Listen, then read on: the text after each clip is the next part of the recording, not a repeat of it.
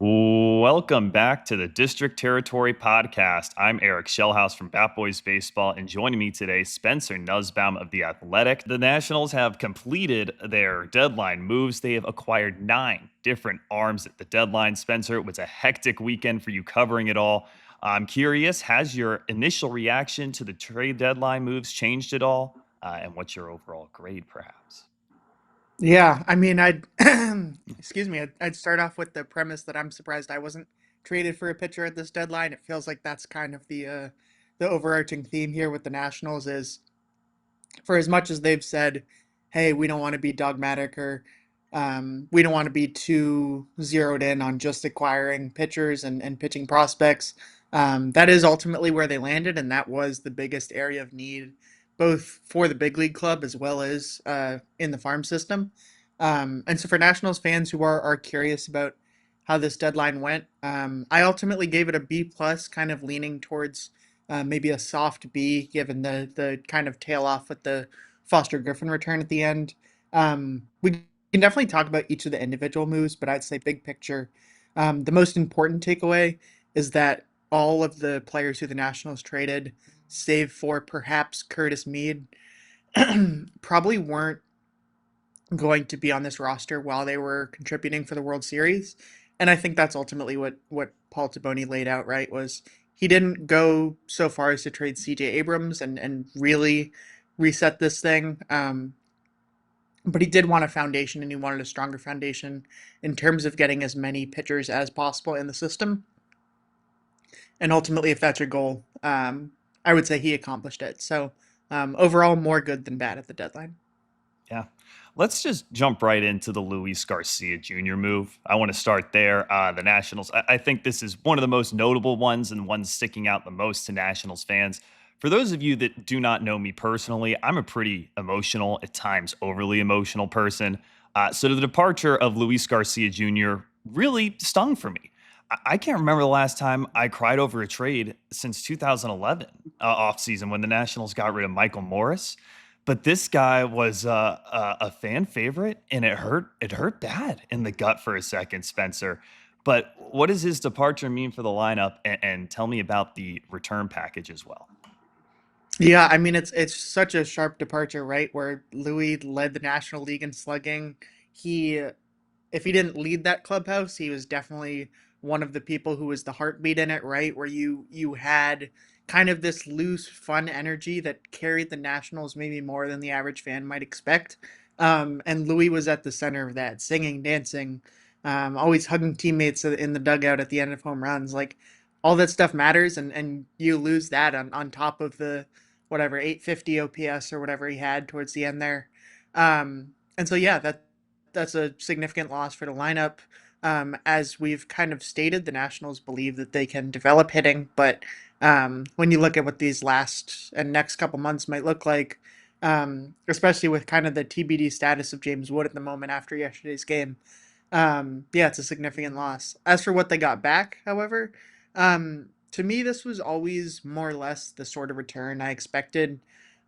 Which isn't to say I knew that they were going to get these 4 players back or that they were going to go for bulk over maybe like one premium prospect. Um, but as I was kind of looking at historical markers for a trade like this, um, a lot of what I found out is like guys like Louis, even if they're having exceptional seasons, don't necessarily command like a team's top 3 prospect or a top 100 prospect, right?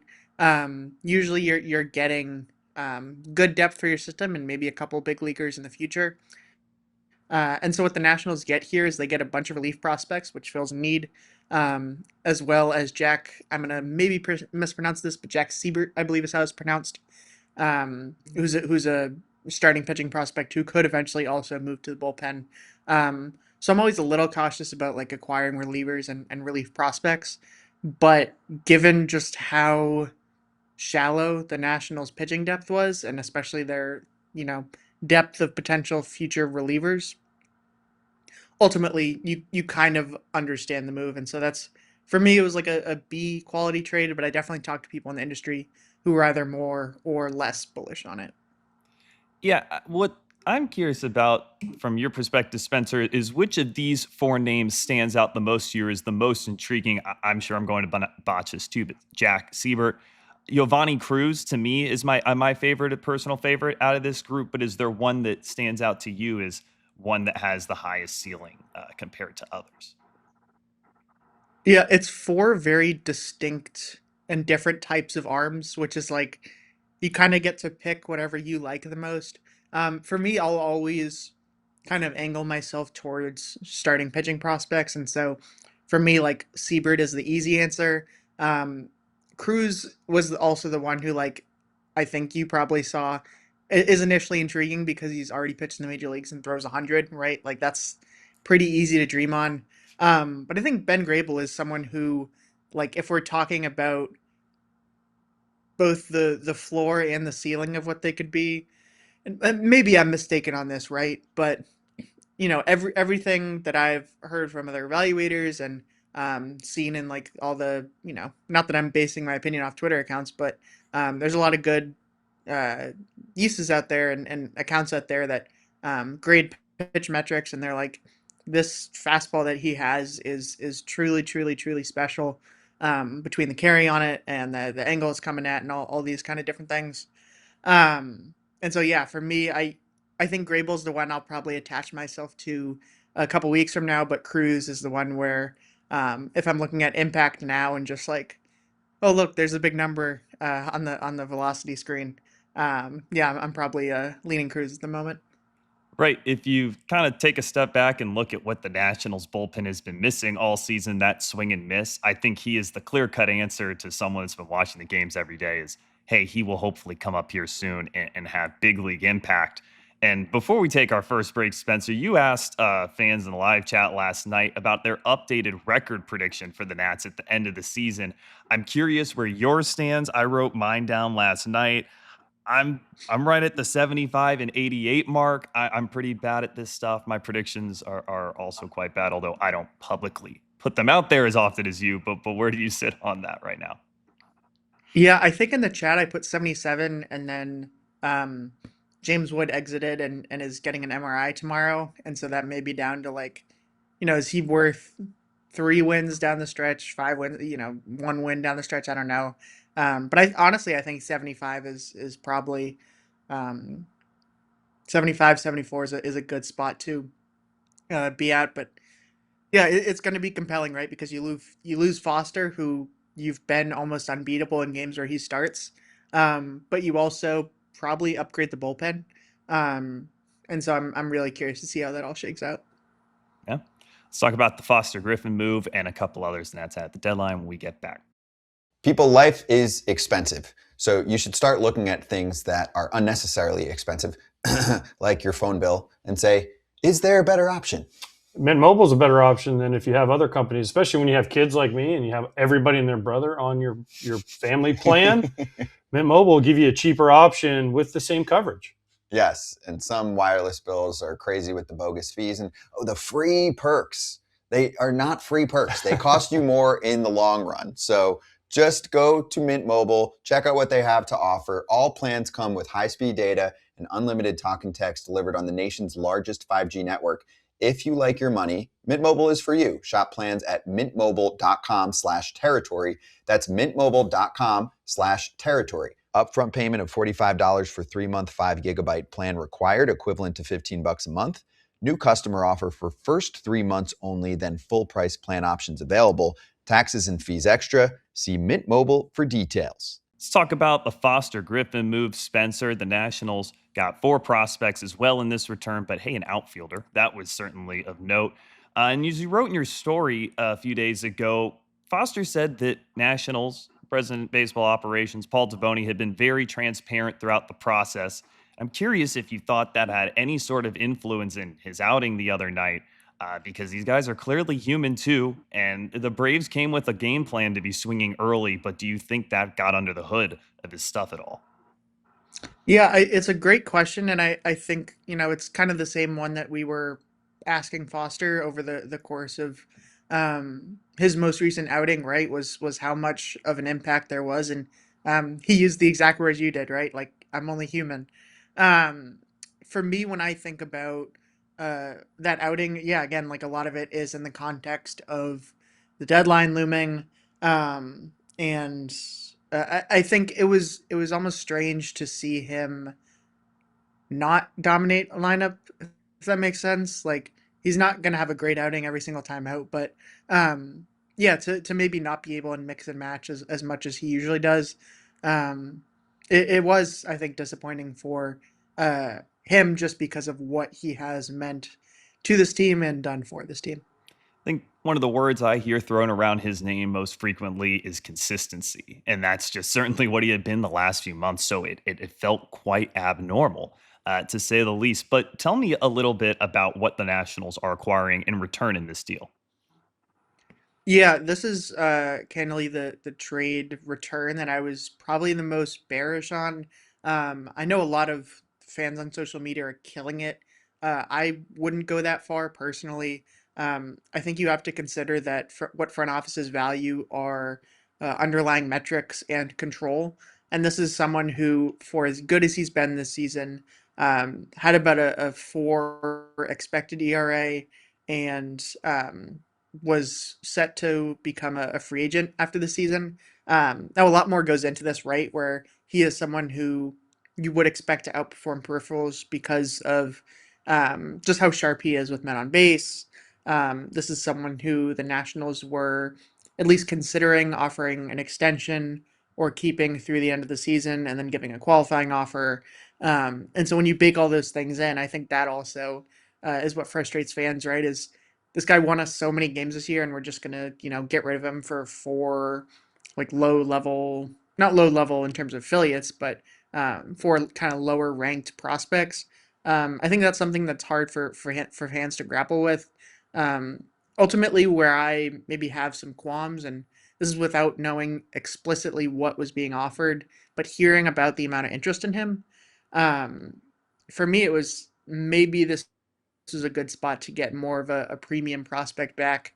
If not a top 100 guy, because I doubt you're getting that for a rental. Um, Ultimately, maybe closer to a team's like number 7 prospect or number 5 prospect or number 10 prospect if you really like him.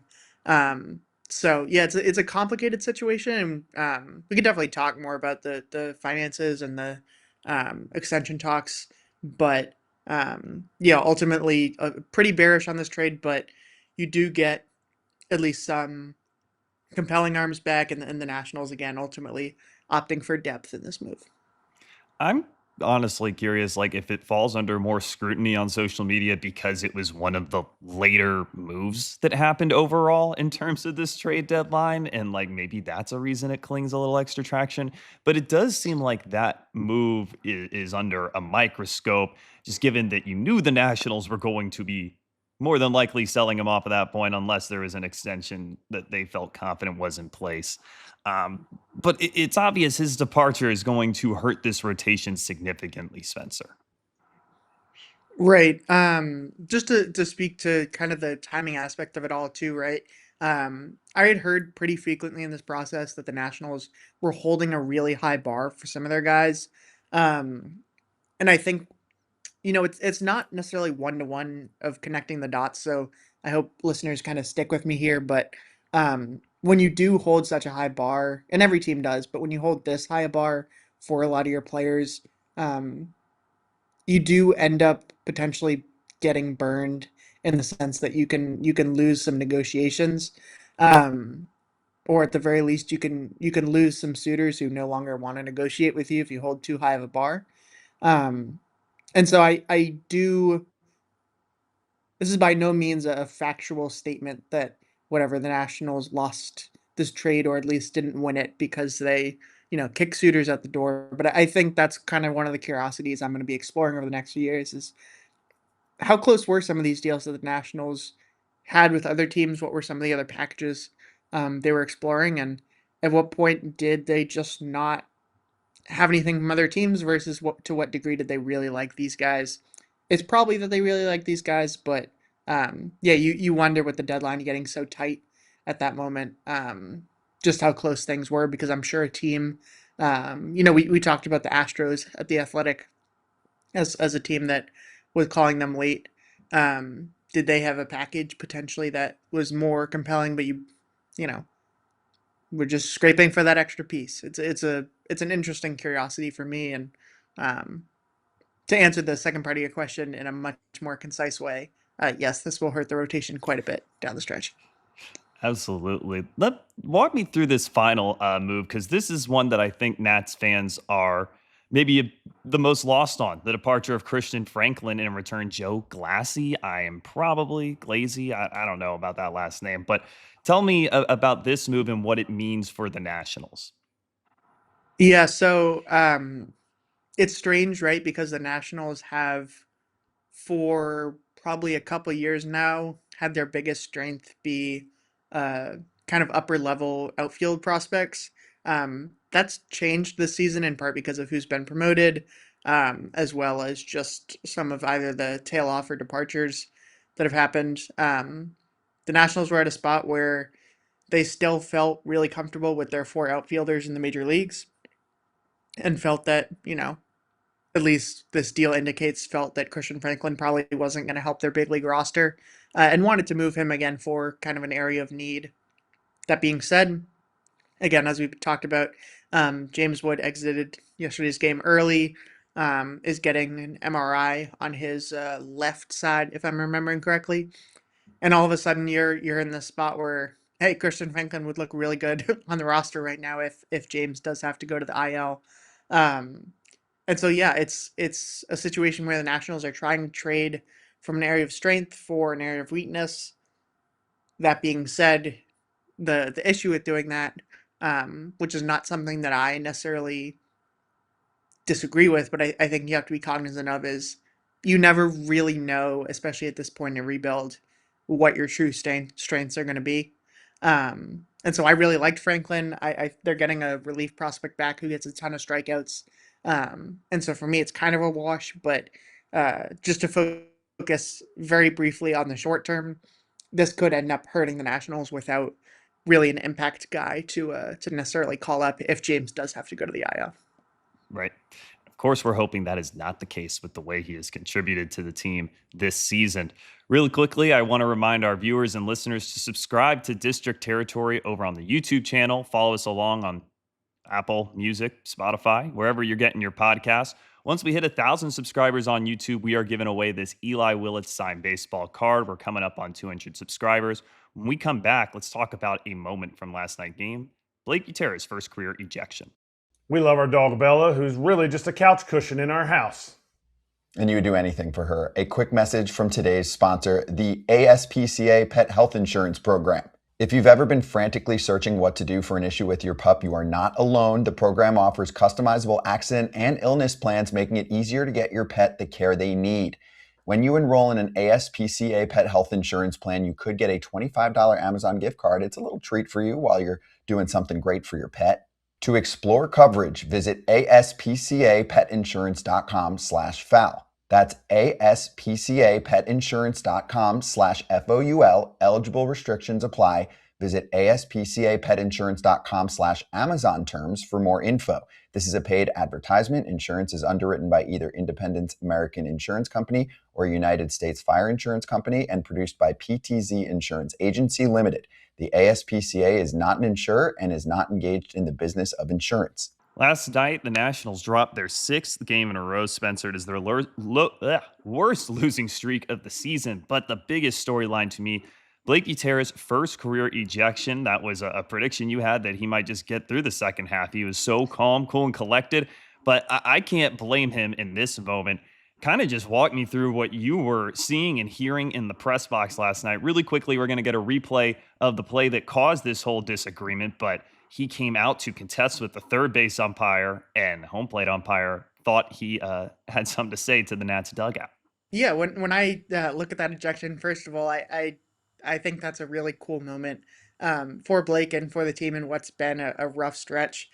If you're watching online, you can see the emotion there. If you watch the game, you can see the emotion there. If you were in the park, you could see the emotion. Even from the press box, I couldn't hear what Blake was saying, but to see him that animated, I think there is real real value to that. Again, I kind of asked Blake, and I think he um, probably rightfully so didn't really see much merit in what I was asking, but what the meaningfulness is of just being ejected and being ejected in that moment.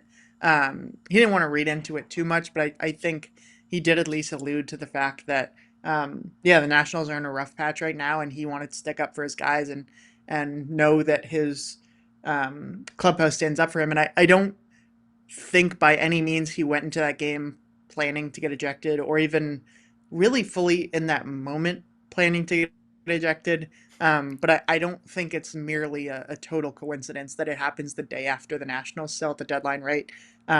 Where you need some sort of spark, some sort of fire up. That's exactly what that moment. Excuse me, exactly what that moment was, right? I, you know, I don't want to share what Blake said off camera. I think that's between him and reporters. Um, but what I will say, and what I think is conveyed in what he told us in front of the camera, what you saw there was, yeah, I think he enjoyed that moment. Is all I'll say. Is um, yeah, I think he enjoyed it. I enjoyed watching it so much and Kevin's commentary of it that I might just have to bring the subject back up again when we get him on the podcast. It was totally an instant of, hey, I'm the older guy here. I'm the one in charge. And I don't know. It is a confusing ejection. I'm looking forward to the John Boy media breakdown on that one. Some lip reading. It should be intriguing. As you mentioned, it's definitely a rough patch for the Nationals. They now find themselves 13 games back of the mighty Braves and 5.5 back of a National League wild card spot after selling at the deadline. But you look at the preview for later on today, Zach Littell gets the ball. Spencer, I'm curious, the bullpen didn't get a ton of use last night. It kind of feels like this might be a day where the Nationals are considering an opener. Do you think that is a smart decision on a day like today?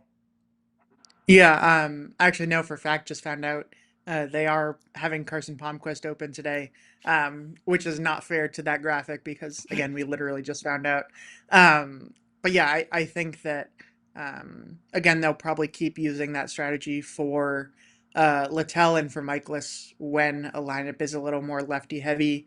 Um, but as we've kind of reiterated, uh, the Nationals are now going into more games where there's uncertainty with their starters because Foster Griffin is gone. I think Andrew Alvarez stepped up in a big way through the first 6 innings yesterday. I think there's a chance for a couple guys in AAA to really get a shot here if the Nationals deem that they're ready. But when you think about some of these games down the stretch, an offense that has been depleted with the moves of Curtis Mead and Luis Garcia Jr., these games are they're going to have to score a lot of runs in some of these contests, and we'll see if they can do that with like a Abimelec Ortiz, who I again believe in quite a bit, and some of the others filling in where it's a little less of a certainty. The last thing I want to finish up with today, Spencer, what we also opened up with, the Nationals did not trade CJ Abrams at the deadline. This was the number 2 candidate over at the Athletics big board.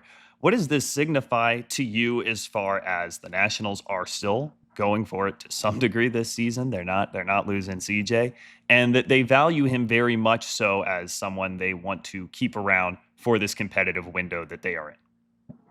Yeah, as someone who is not always concise on this podcast, I will recommend reading my story at The Athletic on it that published on what is today, Tuesday morning.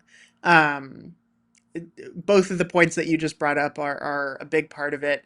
The one of the other major elements, right, is making sure that the guys in that room, even if there maybe isn't as much belief in 2026, know that at the very least there's enough faith to keep around a guy who's been integral to the culture, um, irrespective of what has happened with his production, which is to say, tracking towards career highs in basically every metric.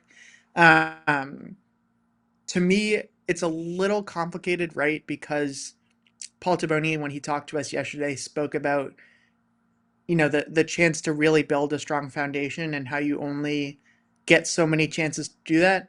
Um, and ultimately what he opted with this foundation, right, was I want to keep around a player at least through the end of this season who has meant a lot to the clubhouse, has meant a lot to the fan base, who has produced um, over the opportunity to potentially sell, you know, the heartbeat of this team in exchange for, candidly, would have been a franchise resetting, but also a franchise altering haul. Because you look at what the Orioles, for instance, got for Adley Rutschman.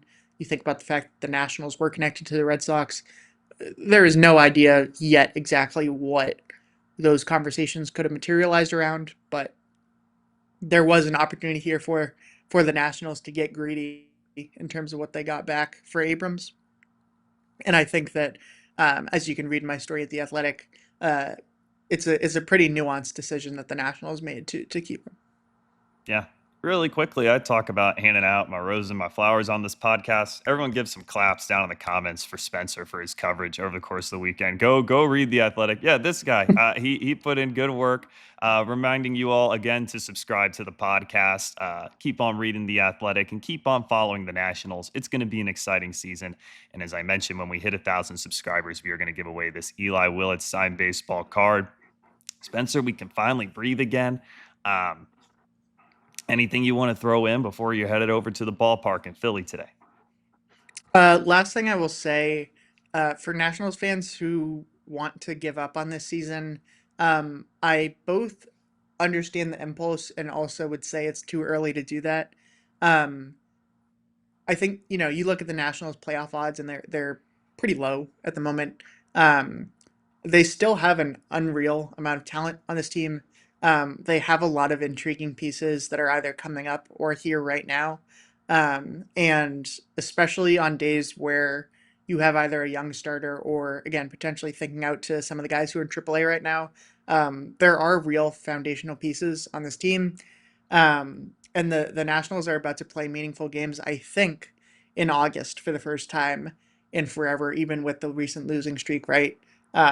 And so while it's a tough moment for the franchise to have that sell off, I also think it's an important one, and I think it gives a chance for some new guys to shine. So yeah, I would say it is well worth your time to invest in this team, even if you do feel a bit burned by yesterday's deadline.